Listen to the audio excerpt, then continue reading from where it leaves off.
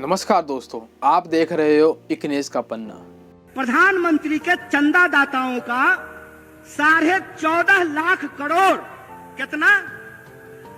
14.5 लाख। बाबू रे सुन्ना बिठा के देख लेना कि क्या को सुन्ना बिठाना पड़ेगा 14.5 लाख में। 14.5 लाख करोड़ अगर प्रधानमंत्री के दोस्तों का कर्जा माफ किया जा सकता है तो बिहार के भीतर भी मखाना उगाने वाले, मक्का उगाने वाले, धान उगाने वाले, गेहूं उगाने वाले और सब्जी उगाने वाले किसानों का कर्जा माफ करना पड़ेगा। बोलिए गलत बोल रहे हैं कि सही बोल रहे हैं? कॉर्पोरेट का कर्जा माफ कीजिएगा और किसान का कर्जा माफ नहीं कीजिएगा। बीसीसीआई का सेक्रेटरी बनेगा गृह मंत्री का बेटा और हमको जो है ठेके का नौकरी दीजिएगा। मंत्री बनेंगे 5 साल के लिए, प्रधानमंत्री बनेंगे 5 साल के लिए और अग्निवीर योजना के तहत हमको 4 साल का नौकरी दीजिएगा। 4 साल का नौकरी दीजिएगा और उसमें देश की सेवा करते हुए अगर हमारी शहादत होती है, हमारी जान जाती है, तो हमको शहीद का दर्जा नहीं दीजिएगा। हमारे घर से लोग फौज की नौकरी करते हैं, बेल्ट की नौकरी करते हैं, हमारे घर से लोग शिक्षक की नौकरी करते हैं, पुलिस की नौकरी करते हैं, खेती करते हैं, मजदूरी करते हैं। इसीलिए हम मंच पे खड़ा होकर के राजनीति नहीं करते हैं, न्याय और हक की लड़ाई लड़ते हैं। ये बात याद रखिएगा। और उसी न्याय की, हक की लड़ाई में मैं बिहार के नौजवानों से एक अपील करना चाहता हूं। दोस्त, घबरा करके आत्महत्या करने की जरूरत नहीं है। हम वो धरती हैं जहां चंद्रगुप्त पैदा हुए थे और मौर्य साम्राज्य ने सिकंदर तक को चुनौती दिया था। हम वो धरती हैं जहां हम सत्य और अहिंसा का पाठ भी पढ़ाते हैं। तो हमारे यहां दशरथ मांझी भी पैदा हुए कि एक छेनी हथौड़ी से पहाड़ काट करके रास्ता बना दिया था। हम उस बिहार के लोग हैं। इसीलिए मैं अपने बिहार के आदरणीय निवासियों से, नागरिकों से एक अपील करना चाहता हूं। आपको फैसला करना पड़ेगा, आपको तय करना पड़ेगा कि आप अन्याय के साथ खड़े हैं कि न्याय के साथ खड़े हैं। बोलिए, आप लोग न्याय के साथ खड़े हैं?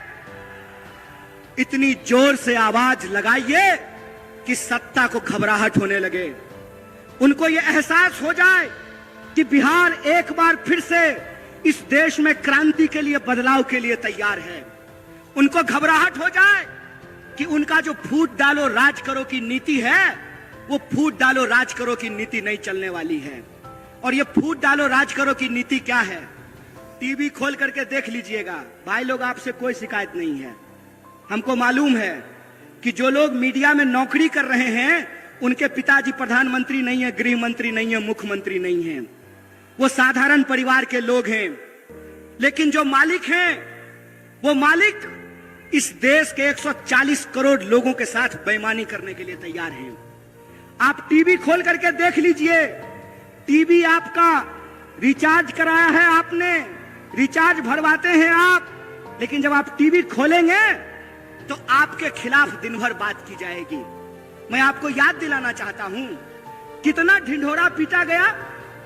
ढिंढोरा पीटा गया ना कि कर्पूरी ठाकुर जी को भारत रत्न दिया गया है।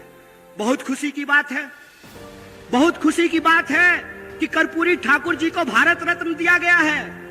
लेकिन कर्पूरी ठाकुर जिस समाज के लिए लड़ते थे, जिस समाज के हक और अधिकार के लिए लड़ते थे, उनके बच्चों के भविष्य के साथ खेला जा रहा है। उनकी नौकरियां समाप्त की जा रही है, उनकी नौकरियां छीनी जा रही है। किसानों को उनके फसल का दाम नहीं दिया जा रहा है, मजदूरों को मजदूरी नहीं दी जा रही है, महिलाओं के साथ अत्याचार किया जा रहा है। आप टीवी खोल करके देख लीजिएगा। बड़ा बड़ा दावा किया गया। क्या कहा गया कि चौधरी चरण सिंह जी को भारत रत्न दिया जा रहा है, डॉक्टर स्वामीनाथन को भारत रत्न दिया जा रहा है। बहुत खुशी की बात है, बहुत आनंद की बात है कि इनको भारत रत्न दिया गया है। लेकिन मैं सवाल पूछता हूं कि एक तरफ डॉक्टर स्वामीनाथन को भारत रत्न देते हैं और दूसरी तरफ इस देश के किसानों के ऊपर डंडे चलाते हैं, गोलियां चलाते हैं, आंसू गैस के गोले छोड़ते हैं। बोलिए, बेईमानी है कि नहीं है? भारत रत्न दे रहे हैं और किसान कह रहे हैं कि हमको हमारे फसल के दाम की गारंटी करो, तो किसान को उनके फसल की गारंटी नहीं मिल रही है। मोदी जी कहते हैं मोदी जी की गारंटी है।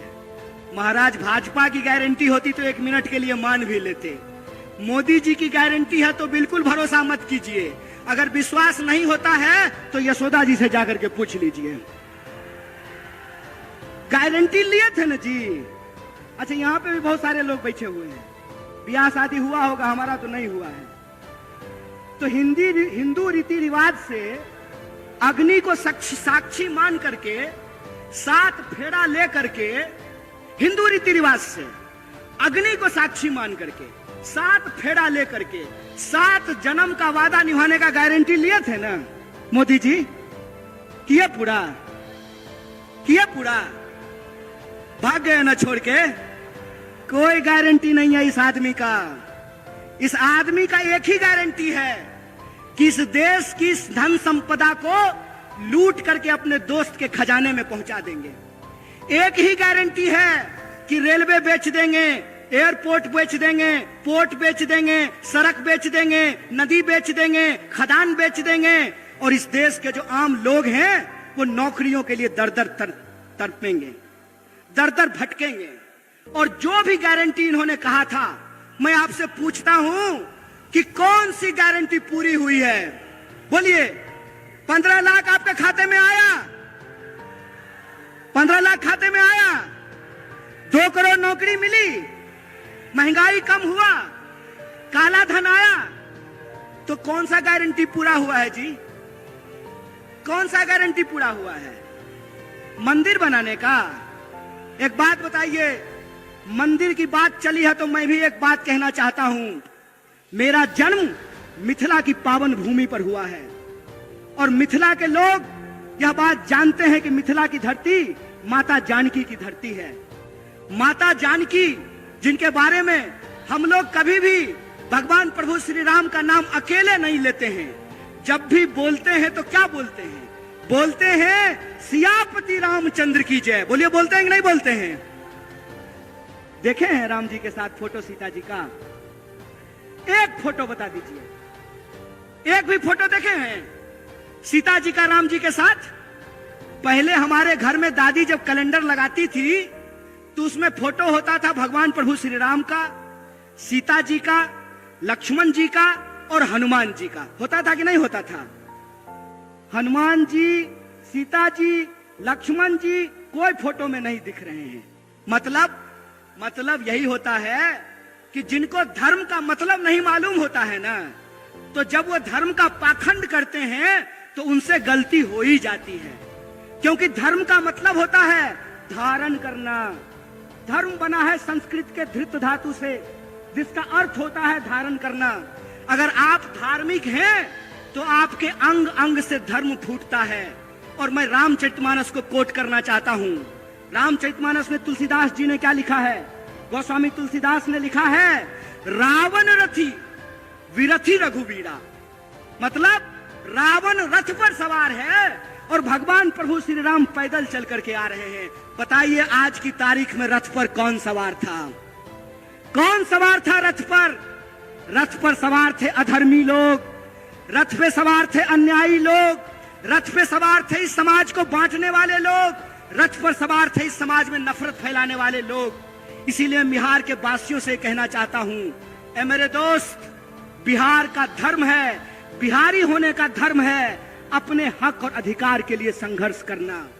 बिहारी होने का धर्म है कि 1942 में जब भारत छोड़ो आंदोलन हो रहा था तो बिहार का चप्पा चप्पा ब्रिटिश साम्राज्य के खिलाफ लड़ रहा था। इसीलिए मैं बिहार के आम आवाम से अपील करना चाहता हूं कि अगर इस देश में आप बदलाव चाहते हैं कि नहीं चाहते हैं? आप चाहते हैं कि महंगाई कम हो? आप चाहते हैं कि बेकारी कम हो? आप चाहते हैं कि किसानों को न्याय मिले? आप चाहते हैं कि मजदूरों को न्याय मिले? आप चाहते हैं कि नौजवानों को न्याय मिले? अगर चाहते हैं तो मैं आपको याद दिलाना चाहता हूं कि जब जब बदलाव देश में हुआ है उसकी पहल बिहार से हुई है। इस बात को याद रखिएगा। बिहार अगर करवट लेता है तो इस देश में परिवर्तन होता है। इस बात को याद रखिएगा। इसीलिए मैं आप तमाम बिहार वासियों से अपील करना चाहता हूं कि यह जो भारत जोड़ो न्याय यात्रा है, ये हमारे और आपके न्याय की बात है। यह जो भारत जोड़ो न्याय यात्रा है, उस न्याय यात्रा में हम 5 तरह का न्याय चाहते हैं। कितने तरह का? हाथ उठा करके बताइए। हम 5 तरह का न्याय चाहते हैं। हम चाहते हैं कि इस देश में युवाओं को न्याय मिले, इसीलिए हमारा पहला न्याय है युवा न्याय।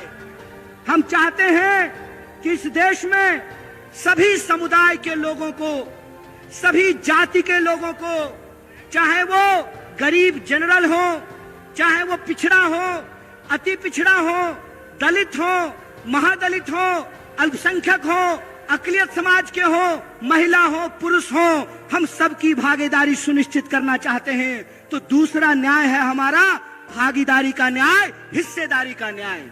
और तीसरा न्याय है हमारा, तीसरा न्याय है मजदूरों को न्याय।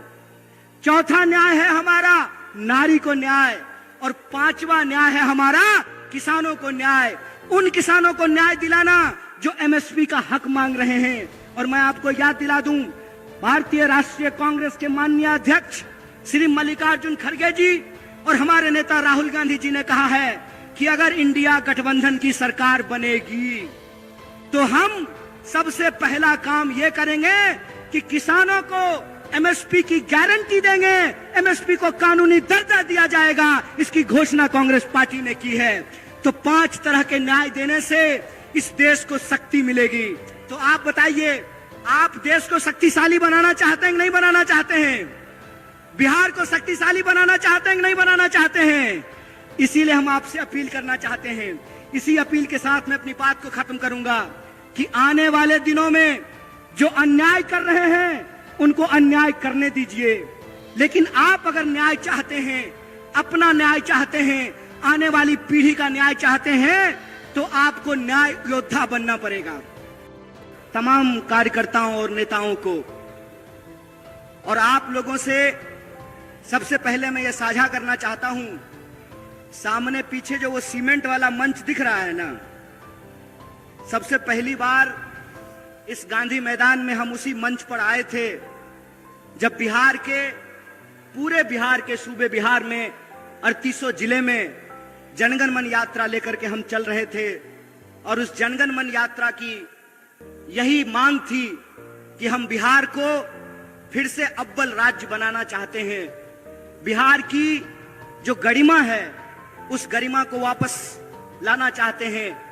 और बिहार की जो संस्थाएं हैं, बिहार के जो विश्वविद्यालय हैं, उनका मान सम्मान वापस दिलाना चाहते हैं।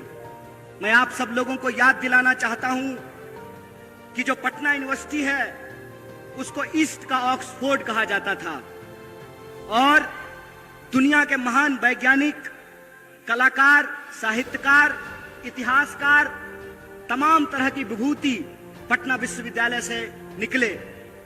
मेरी भी पढ़ाई लिखाई मगध यूनिवर्सिटी से हुई है। और मगध क्षेत्र के एक बड़े मशहूर मगही कवि हुए जिनका नाम था मथुरा प्रसाद नवीन। और मथुरा प्रसाद नवीन कहते थे, भूख से तड़प के मरवा काहे, मरने होते लड़के मर जा। जुल्मी बढ़ला तहू बढ़ जा, भूख से तड़प के मरवा काहे, मरने हो तो लड़के मर जा। मैं समझता हूं कि बिहार को, बिहार की एक एक आवाम को यह बात याद करने की जरूरत है कि हमारा गौरवशाली इतिहास क्या रहा है, हमारी ऐतिहासिक परंपरा क्या रही है। यह बात मैं इसलिए कह रहा हूं कि भारत जोड़ो न्याय यात्रा के क्रम में जब हमारी यात्रा मणिपुर से चल करके विभिन्न राज्यों से होते हुए 33वें दिन एक बार फिर से जब औरंगाबाद की महान भूमि पर पहुंची है, तो मैं एक दर्द आप तमाम लोगों से साझा करना चाहता हूं।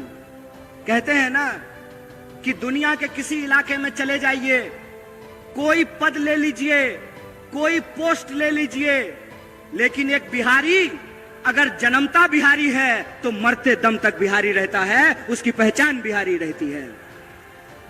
और हम जहां भी जाते हैं हर जगह लोग ये सवाल पूछते हैं कि अच्छा कन्हैया ये बताओ कि बिहार में क्या हो गया।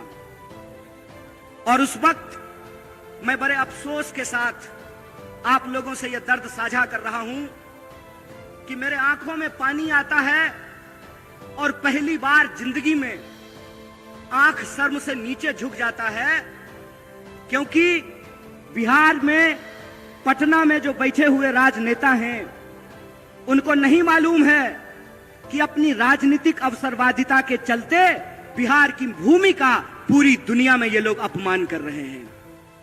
ये भूल गए हैं कि बिहार कौन सी धरती है और बिहार ने किस तरीके से दुनिया को सत्य और अहिंसा का पाठ पढ़ाया है। बिहार सिर्फ सत्य और अहिंसा की भूमि नहीं है, बिहार मोक्ष की भी भूमि है और पूरी दुनिया के हिंदू मोक्ष लेने के लिए, मुक्ति लेने के लिए बोधगया में पिंडदान करने के लिए आते हैं। और पूरी दुनिया को सत्य और अहिंसा का पाठ पढ़ाने वाला महात्मा बुद्ध पैदा सिद्धार्थ हुए थे, महात्मा बुद्ध नहीं पैदा हुए थे। लेकिन सिद्धार्थ जब बिहार की धरती पर आए तो पीपल के पेड़ के नीचे वो महात्मा बुद्ध हो गए, उनको ज्ञान की प्राप्ति हुई, वो महात्मा बुद्ध बन गए। आप सब जानते हैं ये कांग्रेस पार्टी का मंच है और आप सब कांग्रेस पार्टी के शेर दिल कार्यकर्ता हैं, जिंदा दिल इंसान हैं आप लोग। तो मैं आपको याद दिलाना चाहता हूं कि जिनको हम बापू कहते हैं, मोहनदास करमचंद जब बिहार में आए तो वो मोहनदास थे, बिहार की जनता ने उनको महात्मा गांधी बना दिया, बिहार की जनता ने उनको बापू बना दिया। बिहार वो धरती है, अगर हम आर्यभट्ट की बात करें तो अगर बिहार नहीं होता, आर्यभट्ट नहीं होता तो जीरो नहीं ढूंढा जाता और इंसान चांद पर नहीं पहुंच पाता, और इंसान चांद पर पहुंचा है तो जीरो को खोजने की वजह से पहुंचा है। बिहार वो भूमि है कि जहां पर एकमात्र देश के राष्ट्र कवि पैदा हुए और राष्ट्र कवि का नाम दिनकर है। और दिनकर कहते हैं, शांति नहीं तब तक जब तक सुख भाग न नर का सम होगा, नहीं किसी को बहुत अधिक और नहीं किसी को कम होगा। ये दिनकर लिखते हैं। ये बिहार की जो ऐतिहासिक परंपरा है, ये बिहार की जो गौरवशाली परंपरा है, उस बिहार की गौरवशाली परंपरा को धूमिल करने का काम किया है भाजपा ने। बिहार की गौरवशाली परंपरा को पलटू राम बनाने का काम किया है भाजपा ने। इसीलिए मैं आप तमाम लोगों से एक अपील करना चाहता हूं, सवाल चुनाव जीतने का नहीं है, सवाल किसी को मुख्यमंत्री और प्रधानमंत्री बनाने का नहीं है। सवाल यह है कि बिहार में रहने वाले जो 14 करोड़ लोग हैं, चाहे वो किसी भी जाति के हों, चाहे वो टीका लगाने वाले हों या टोपी पहनने वाले हों, किसी भी धर्म के हों, किसी भी संप्रदाय के हों, किसी भी बोली को बोलने वाले हों, चाहे वो मगही बोलते हों, भोजपुरी बोलते हों, मैथिली बोलते हों, अंगिका बोलते हों, कोई भी भाषा बोलते हों, बिहार के जो 14 करोड़ लोग हैं उनके आत्मसम्मान का सवाल है। फुटबॉल है जी, हैं? वोट ले लीजिएगा और जब मन करेगा तब लतिया दीजिएगा, हैं? ये जो बिहार के लोग हैं, बिहार के लोगों को ये सोचना पड़ेगा।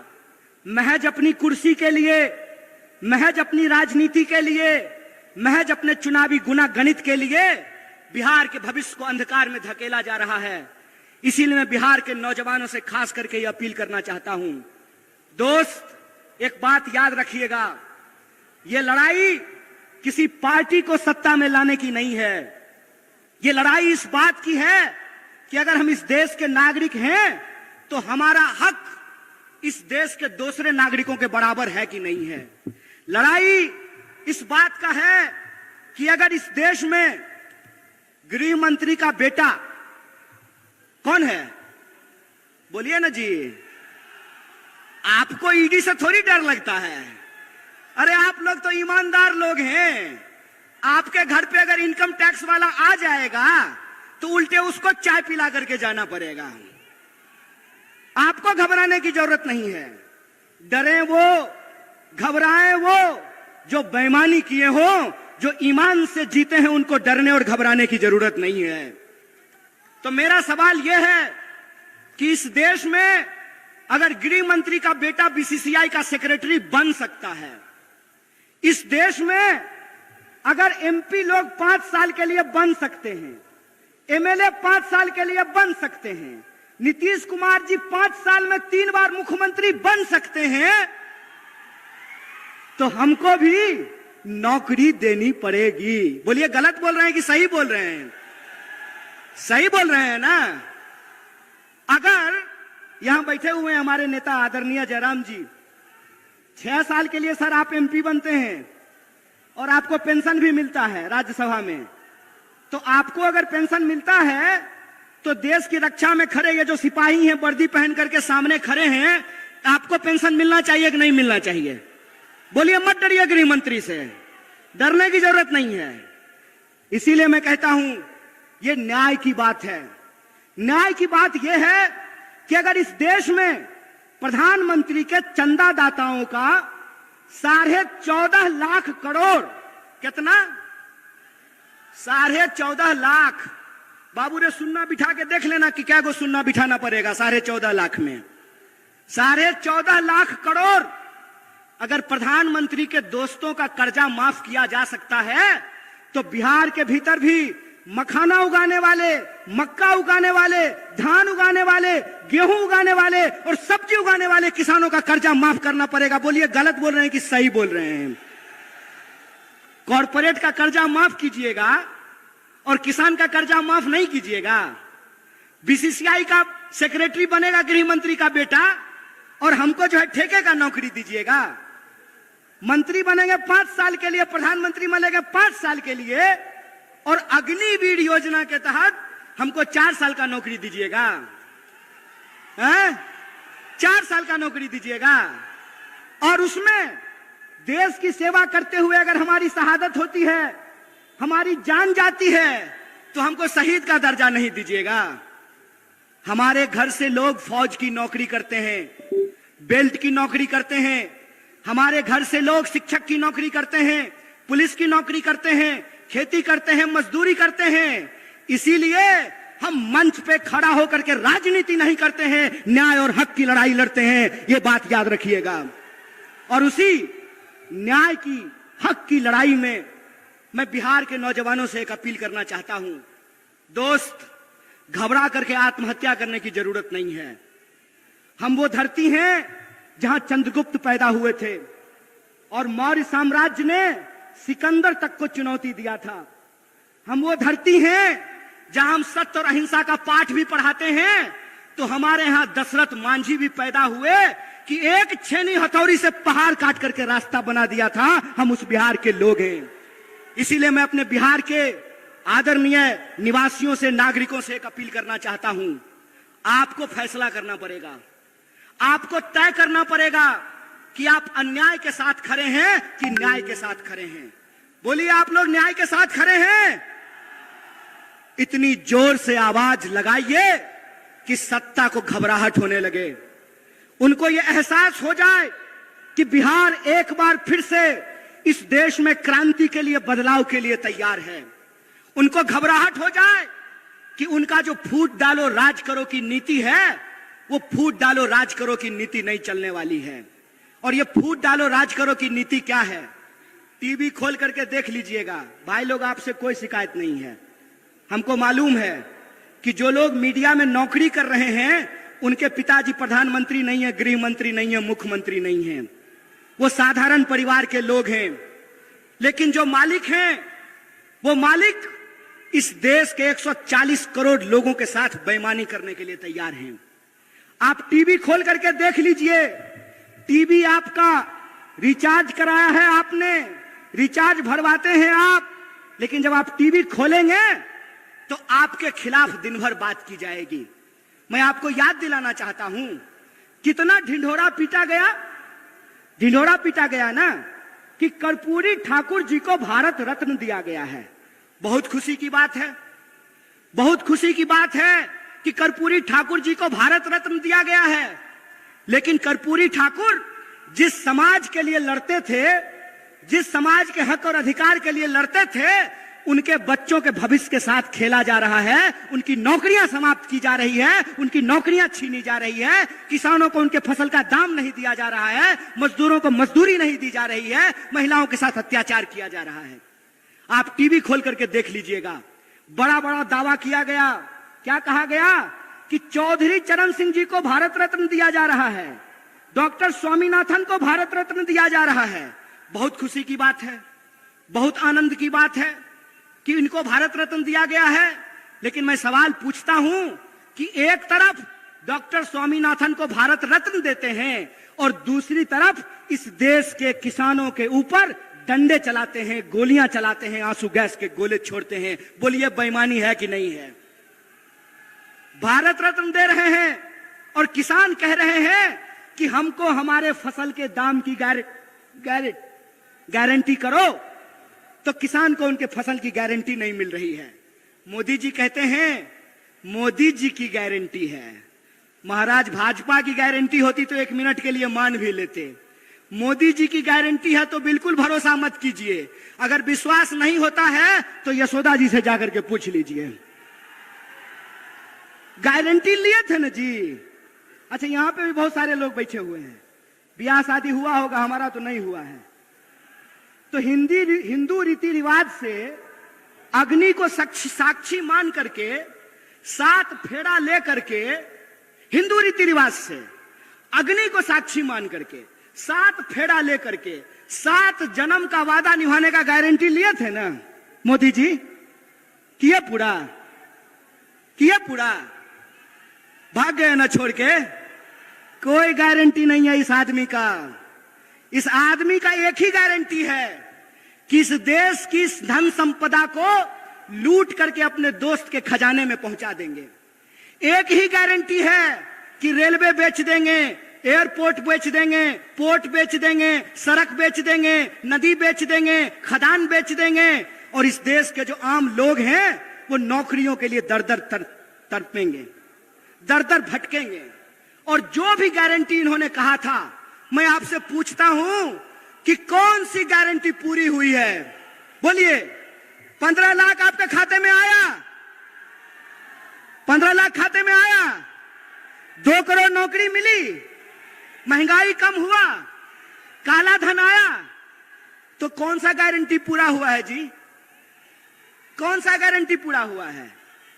मंदिर बनाने का?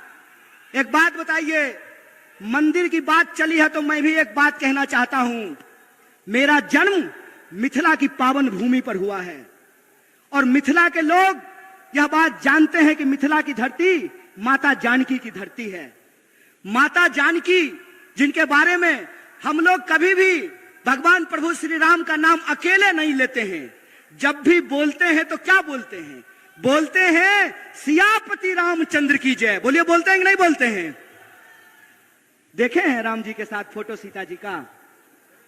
एक फोटो बता दीजिए, एक भी फोटो देखे हैं सीता जी का राम जी के साथ? पहले हमारे घर में दादी जब कैलेंडर लगाती थी तो उसमें फोटो होता था भगवान प्रभु श्री राम का, सीता जी का, लक्ष्मण जी का और हनुमान जी का। होता था कि नहीं होता था? हनुमान जी, सीता जी, लक्ष्मण जी कोई फोटो में नहीं दिख रहे हैं।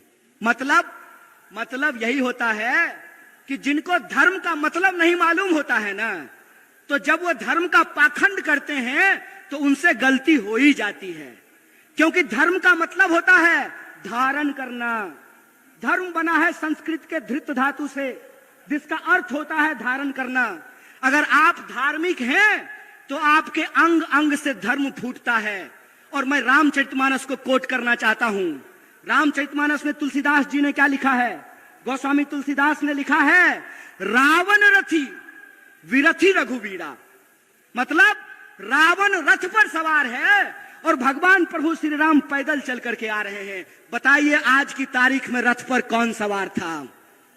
कौन सवार था रथ पर? रथ पर सवार थे अधर्मी लोग, रथ पे सवार थे अन्यायी लोग, रथ पे सवार थे इस समाज को बांटने वाले लोग, रथ पर सवार थे इस समाज में नफरत फैलाने वाले लोग। इसीलिए बिहार के वासियों से कहना चाहता हूं, ए मेरे दोस्त, बिहार का धर्म है, बिहारी होने का धर्म है अपने हक और अधिकार के लिए संघर्ष करना। बिहारी होने का धर्म है कि 1942 में जब भारत छोड़ो आंदोलन हो रहा था तो बिहार का चप्पा चप्पा ब्रिटिश साम्राज्य के खिलाफ लड़ रहा था। इसीलिए मैं बिहार के आम आवाम से अपील करना चाहता हूं कि अगर इस देश में आप बदलाव चाहते हैं कि नहीं चाहते हैं? आप चाहते हैं कि महंगाई कम हो? आप चाहते हैं कि बेकारी कम हो, आप चाहते हैं कि किसानों को न्याय मिले, आप चाहते हैं कि मजदूरों को न्याय मिले, आप चाहते हैं कि नौजवानों को न्याय मिले। अगर चाहते हैं तो मैं आपको याद दिलाना चाहता हूं कि जब जब बदलाव देश में हुआ है उसकी पहल बिहार से हुई है, इस बात को याद रखिएगा। बिहार अगर करवट लेता है तो इस देश में परिवर्तन होता है, इस बात को याद रखिएगा। इसीलिए मैं आप तमाम बिहार वासियों से अपील करना चाहता हूं कि यह जो भारत जोड़ो न्याय यात्रा है, ये हमारे और आपके न्याय की बात है। यह जो भारत जोड़ो न्याय यात्रा है, उस न्याय यात्रा में हम 5 तरह का न्याय चाहते हैं। कितने तरह का? हाथ उठा करके बताइए। हम 5 तरह का न्याय चाहते हैं। हम चाहते हैं कि इस देश में युवाओं को न्याय मिले, इसीलिए हमारा पहला न्याय है युवा न्याय। हम चाहते हैं कि इस देश में सभी समुदाय के लोगों को, सभी जाति के लोगों को, चाहे वो गरीब जनरल हो, चाहे वो पिछड़ा हो, अति पिछड़ा हो, दलित हो, महादलित हो, अल्पसंख्यक हो, अकलियत समाज के हो, महिला हो, पुरुष हो, हम सबकी भागीदारी सुनिश्चित करना चाहते हैं। तो दूसरा न्याय है हमारा भागीदारी का न्याय, हिस्सेदारी का न्याय। और तीसरा न्याय है हमारा, तीसरा न्याय है मजदूरों को न्याय। चौथा न्याय है हमारा नारी को न्याय। और 5वां न्याय है हमारा किसानों को न्याय। उन किसानों को न्याय दिलाना जो एमएसपी का हक मांग रहे हैं। और मैं आपको याद दिला दूं, भारतीय राष्ट्रीय कांग्रेस के माननीय अध्यक्ष श्री मल्लिकार्जुन खड़गे जी और हमारे नेता राहुल गांधी जी ने कहा है कि अगर इंडिया गठबंधन की सरकार बनेगी तो हम सबसे पहला काम ये करेंगे कि किसानों को एमएसपी की गारंटी देंगे, एमएसपी को कानूनी दर्जा दिया जाएगा। इसकी घोषणा कांग्रेस पार्टी ने की है। तो 5 तरह के न्याय देने से इस देश को शक्ति मिलेगी। तो आप बताइए, आप देश को शक्तिशाली बनाना चाहते हैं कि नहीं बनाना चाहते हैं? बिहार को शक्तिशाली बनाना चाहते हैं कि नहीं बनाना चाहते हैं? इसीलिए हम आपसे अपील करना चाहते हैं। इसी अपील के साथ मैं अपनी बात को खत्म करूंगा कि आने वाले दिनों में जो अन्याय कर रहे हैं उनको अन्याय करने दीजिए, लेकिन आप अगर न्याय चाहते हैं, अपना न्याय चाहते हैं को, और आप लोगों से सबसे पहले मैं ये साझा करना चाहता हूं, सामने पीछे जो वो सीमेंट वाला मंच दिख रहा है ना, सबसे पहली बार इस गांधी मैदान में हम उसी मंच पर आए थे जब बिहार के, पूरे बिहार के सूबे बिहार में 3800 जिले में जनगण मन यात्रा लेकर के हम चल रहे थे। और उस जनगण मन यात्रा की यही मांग थी कि हम बिहार को फिर से अव्वल राज्य बनाना चाहते हैं।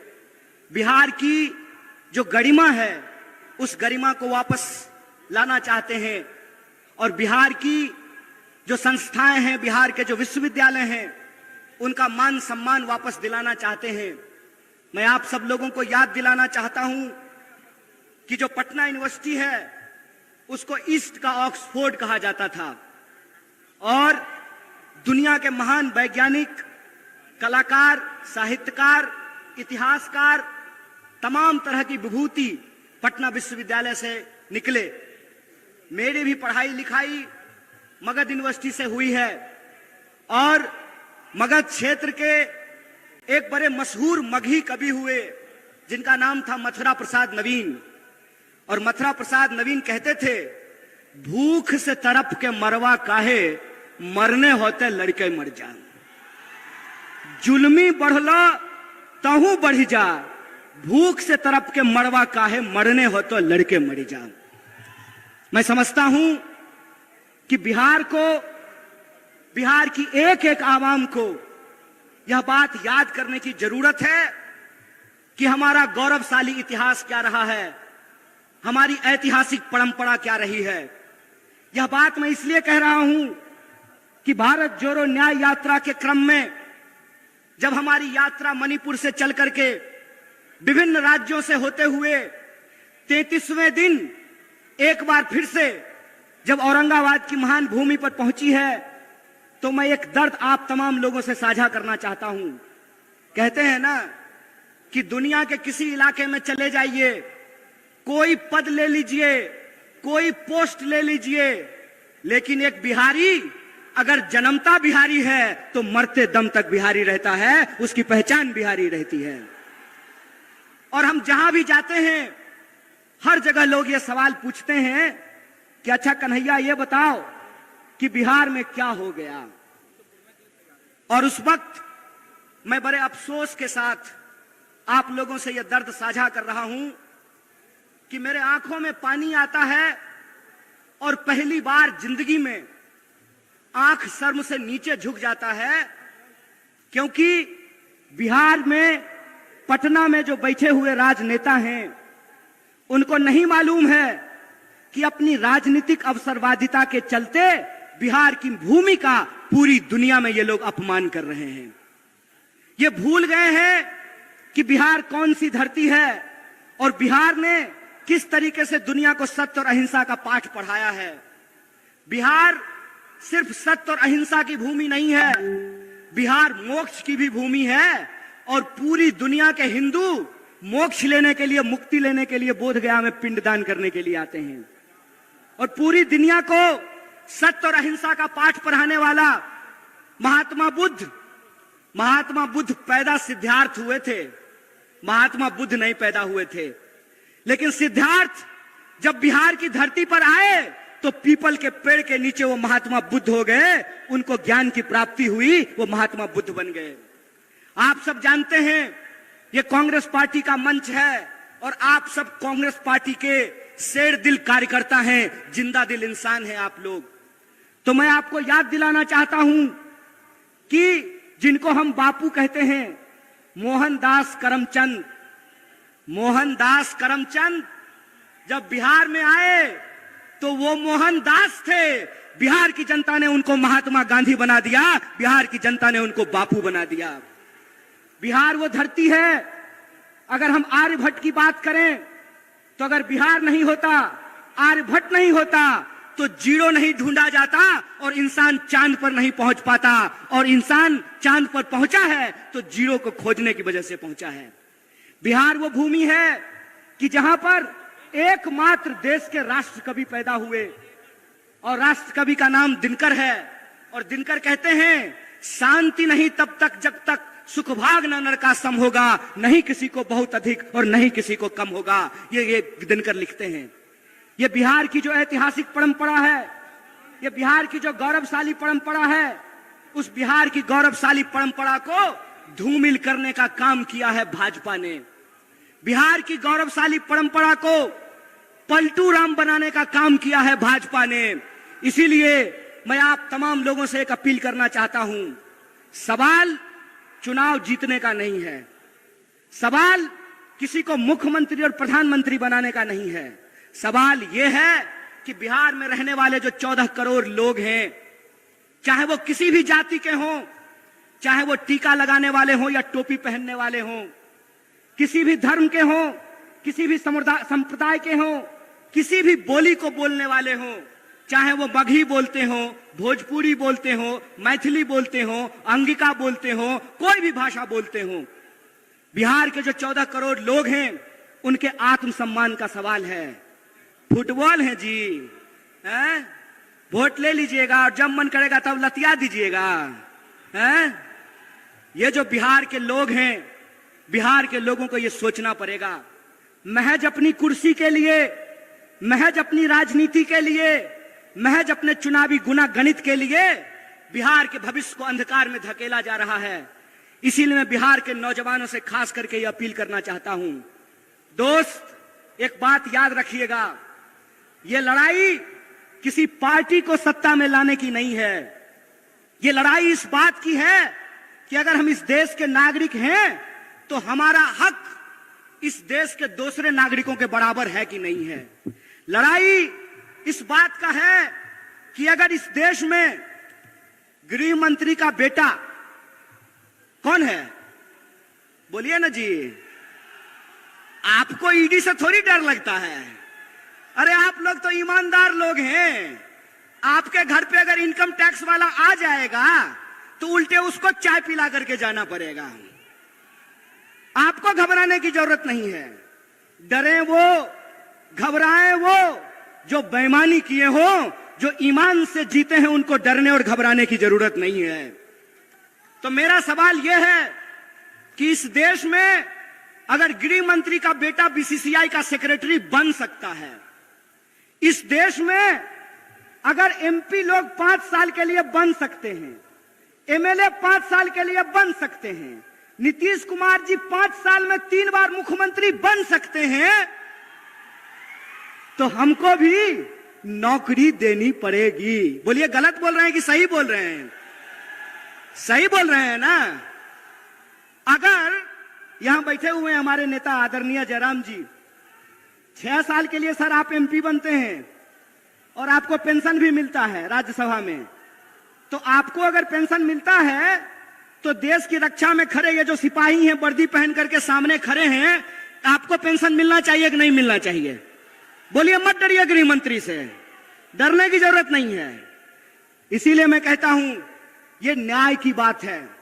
न्याय की बात यह है कि अगर इस देश में प्रधानमंत्री के चंदादाताओं का 14.5 लाख करोड़, कितना?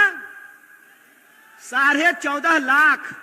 बाबू रे सुन्ना बिठा के देख लेना कि क्या को सुन्ना बिठाना पड़ेगा 14.5 लाख में।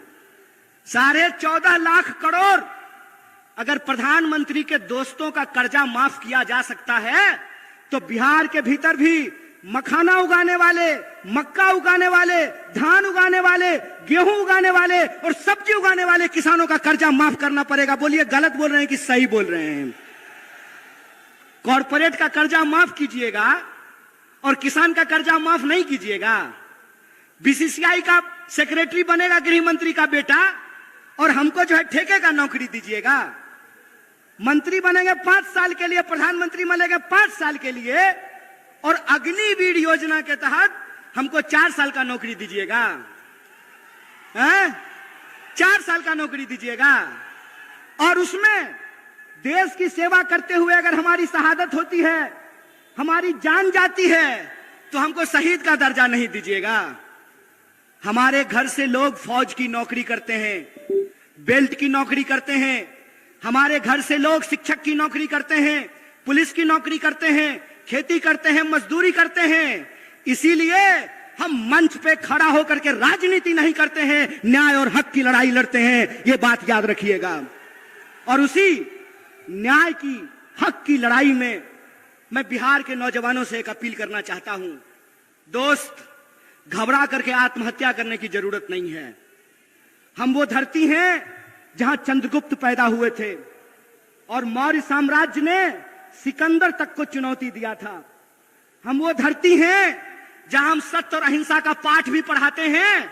तो हमारे यहां दशरथ मांझी भी पैदा हुए कि एक छेनी हथौड़ी से पहाड़ काट करके रास्ता बना दिया था। हम उस बिहार के लोग हैं।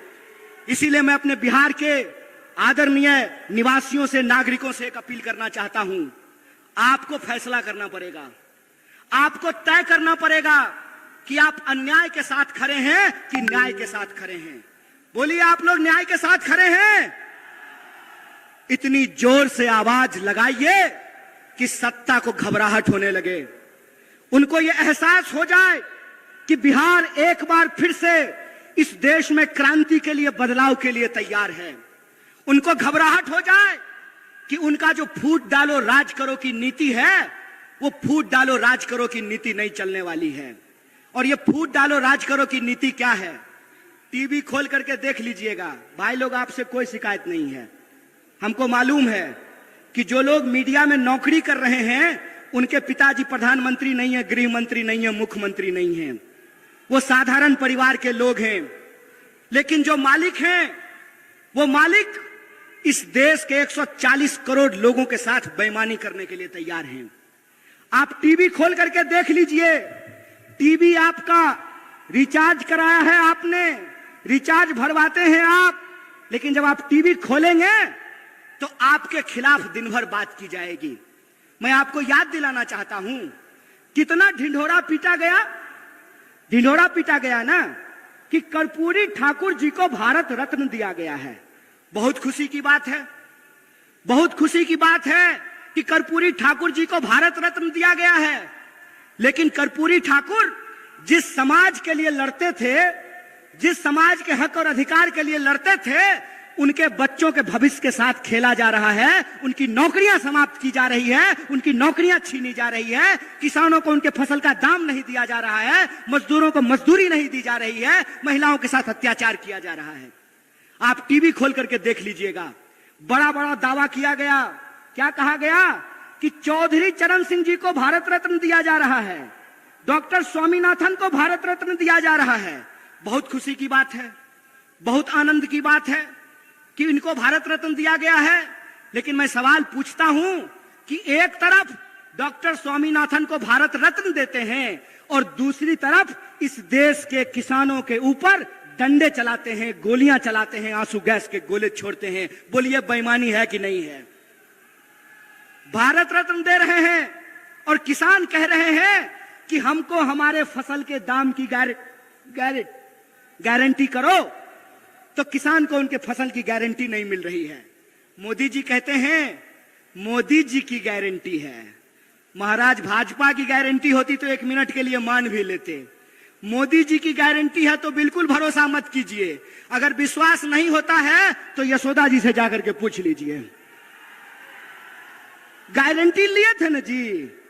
अच्छा, यहां पे भी बहुत सारे लोग बैठे हुए हैं, ब्याह शादी हुआ होगा, हमारा तो नहीं हुआ है। तो हिंदू रीति रिवाज से अग्नि को साक्षी मान करके 7 फेरा ले करके, हिंदू रीति रिवाज से अग्नि को साक्षी मान करके 7 फेरा ले करके 7 जन्म का वादा निभाने का गारंटी लिए थे ना मोदी जी। किए पूरा? भाग गए ना छोड़ के? कोई गारंटी नहीं है इस आदमी का। इस आदमी का एक ही गारंटी है कि इस देश की धन संपदा को लूट करके अपने दोस्त के खजाने में पहुंचा देंगे। एक ही गारंटी है कि रेलवे बेच देंगे, एयरपोर्ट बेच देंगे, पोर्ट बेच देंगे, सड़क बेच देंगे, नदी बेच देंगे, खदान बेच देंगे, और इस देश के जो आम लोग हैं वो नौकरियों के लिए दर दर तड़पेंगे, दर दर भटकेंगे। और जो भी गारंटी इन्होंने कहा था, मैं आपसे पूछता हूं कि कौन सी गारंटी पूरी हुई है? बोलिए। 15 लाख आपके खाते में आया? 15 लाख खाते में आया? 2 करोड़ नौकरी मिली? महंगाई कम? ऐसी ही खबर लेके दोबारा आऊंगा, तब तक के लिए अलविदा। जय भीम, जय भारत।